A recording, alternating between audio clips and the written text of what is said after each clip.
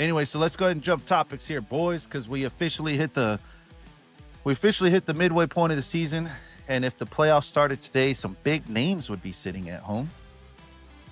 Names like the Texans, the Ravens, the Bengals, the Vikings, Commanders, and Cowboys are all on the outside looking in. No one's mathematically eliminated yet, but the clock is ticking. So the real question is, which one of these teams do you trust to make the right adjustments and fight their way into the playoffs as the second half of the season begins? You're gonna have to read me that list again, sir. That's a tough. So you got the Texans, the Ravens, the Bengals, the Vikings, Commanders, and Cowboys. Those are your top 6 names that I think at the beginning of the season, we all kind of more or less had them going into the playoffs. Well, those teams are all sitting on the outside.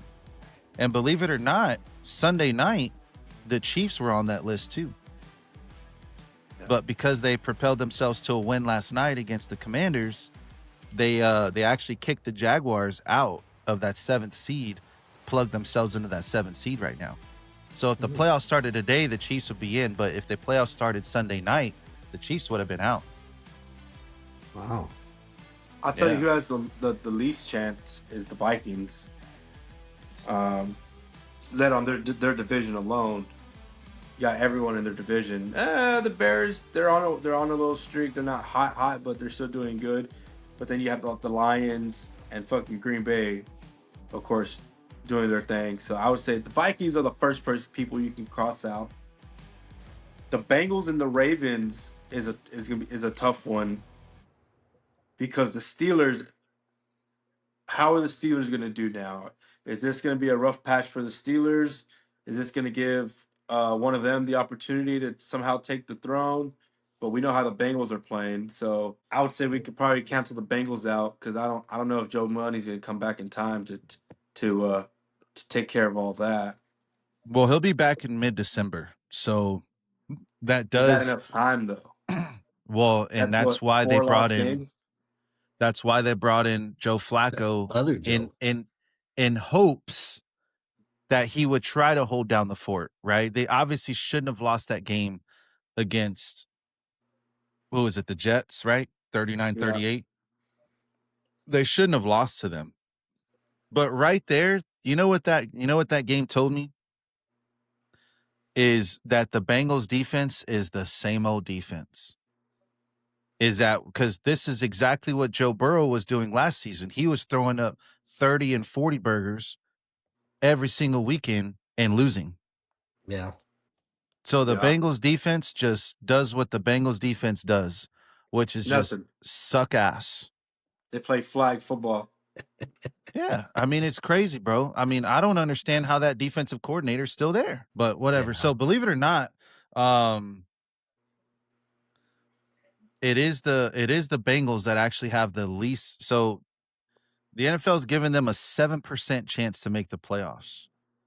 The Cowboys have a 12% chance. The Vikings have an 11% chance. The Texans probably have the highest. The Commanders have an 8% chance. The Texans are at 45%, and the Ravens are at 57%. See, I want to say the Ravens have the best chance because of the team and the coach. They have a veteran coach in Harbaugh, been there, done that, proven coach. And then everyone knows how they can play when they're firing at all cylinders. It's like the fucking Chiefs. We saw how they were doing in the beginning of the year. Now they're fucking boom, boom, boom, boom, boom. All it takes is one good game Lamar has when he comes back for them just to start popping off and being back to them old selves. So they would have the best chance because I could see that happening over Stroud finding his stride and like running through the rest of the season. Yeah, I completely agree with you with the Ravens. In fact, they do have the best chance, honestly. They're going to get Lamar. They're going to get Lamar back on Thursday. He's going to start.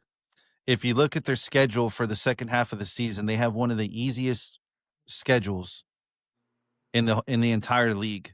And if I'm not mistaken, pretty much every single game is winnable. And I wouldn't doubt that if Lamar is even just half of what he typically is in the regular season, that they'll most likely be favored in every single game from here on out.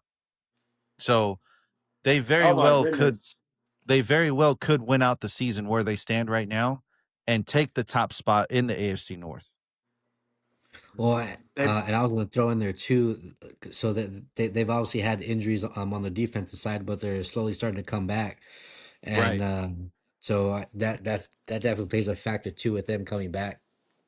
they do play the Patriots and the Packers in December. But other than that, you got the Dolphins, Vikings, Browns, Jets, Bengals, Steelers, Mhm. Bengals. That's what I'm saying. Yeah. So a lot of the games are very winnable games, and there's no reason why they don't stand a chance to at least win out. You know what I mean? Yeah. Well, I would say maybe 2 losses maybe from the rest for the rest of the season. So they can finish 10-7. Which is enough to make the playoffs. Because you look at the Steelers are 4-3.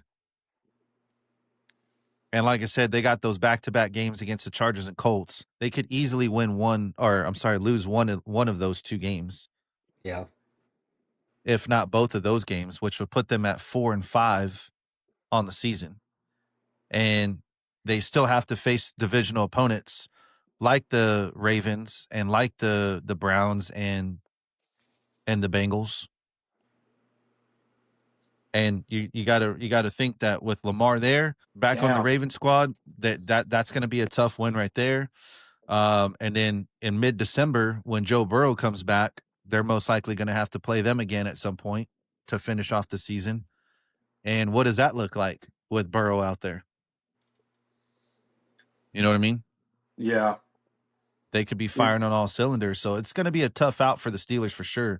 You know, they had an opportunity to really put a nail in the coffin on that division had they just at least won two of of their three losses.